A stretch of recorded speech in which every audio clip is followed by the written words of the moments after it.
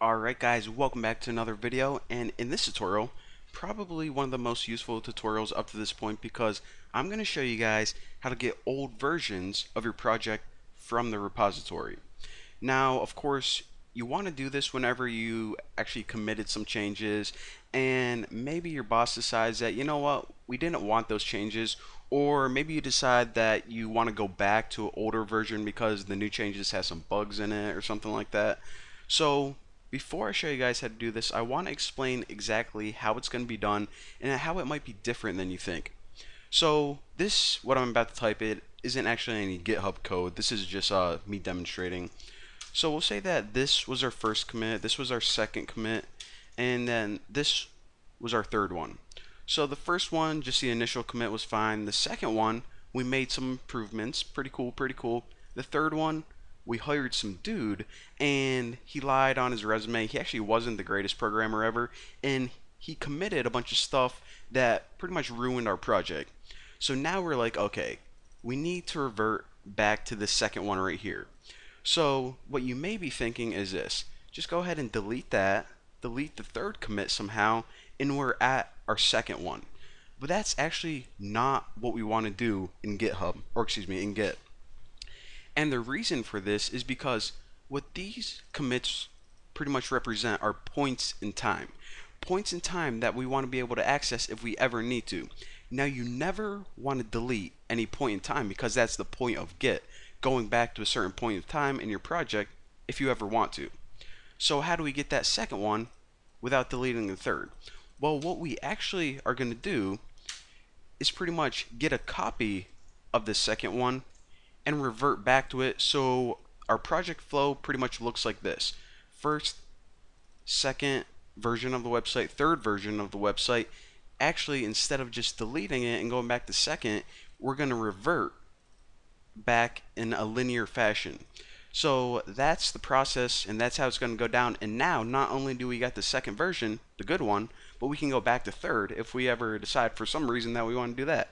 Pretty freaking cool. So let's go ahead and do that right now. So if we look, git log, I already made that first commit, the first initial commit, pretty much the basic website. So now let's actually make some improvement to it. We'll say that we need another icon for the forum. So I don't know, none of these really look like a forum, but we can use this profile one for now. So copy this profile, and we'll just put it at the end. Alright, so this will be a link to the forum. That's not how you spell forum. And of course, it's linking to forum HTML. And let's also give a color. What color do we want to give it? Give it this blue color. And that blue color, actually one of my favorite colors, 006699. Alright, now check this out. So now we got a nice little icon linked to the forum. That's good. Ready to commit it. So let me just do a hard commit right here. So git commit am, and I'll put something like made a icon for the forum. Now go ahead and hit enter. Get status, we're good. We made that commit. So now actually if we type git log, we see the first commit, the second commit. Our project is definitely looking better. So now I decide that, you know what, I don't have time to be making all these. What the heck is this? Really? In the middle of my tutorial? Get the F out of here. And another pop-up. Oh, that's bloody great, mate. Alright. So now, obviously, I gotta spend my time fixing that Java error that just popped up. So what I'm gonna do is actually hire someone else to make some more icons. So we hire this dude named Kevin because Kevin is a dummy and he thinks he knows all about web design. So he's like, okay, let me just copy this. It doesn't really matter what you copy, just like paste some of this crap, and you know, maybe this is a link to like Pornhub, and this one, you know what, I just put it to my personal page. My name's Kevin, and suddenly I have an accent now. I don't know why.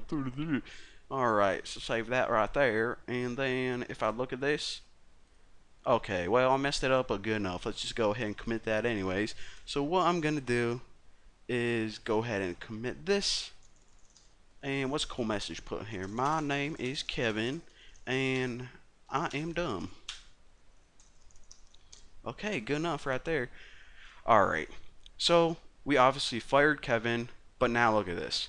Our project is all messed up, and what we want to do is we actually want to go back to this commit right here. This one where we made an icon for the forum. That was the good version of our project. So how do we do that? Well, make sure that you type git log so you can see pretty much a list of all your commits right here. And the first thing that we need to do, like I said, is get a copy of this. Now, if you type this git checkout, what that's going to do is pretty much check out one of these versions. So what version or what commit do we want? Well, this second one right here. So how do we tell git use the second one? Well, we can't just type it. What we need to do is we need to reference the commit number.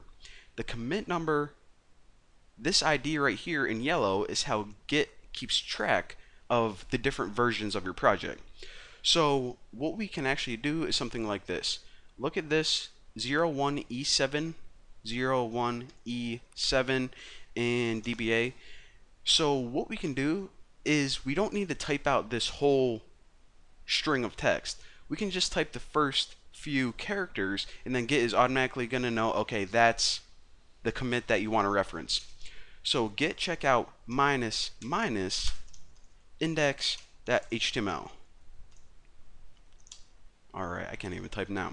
So what we're saying is go to this commit, this version of our project, and get a copy of index.html.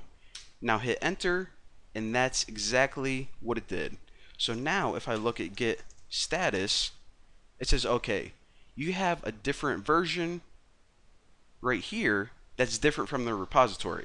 And that's exactly what we want, because this is the good version that we just checked out. So now, as you can see, what it did is it went and it got that good version, the version that we did, that was the correct one, and it moved it into our working copy. Pretty cool. And now, actually, if we refresh this page, check it out. We're right back to where we want to be.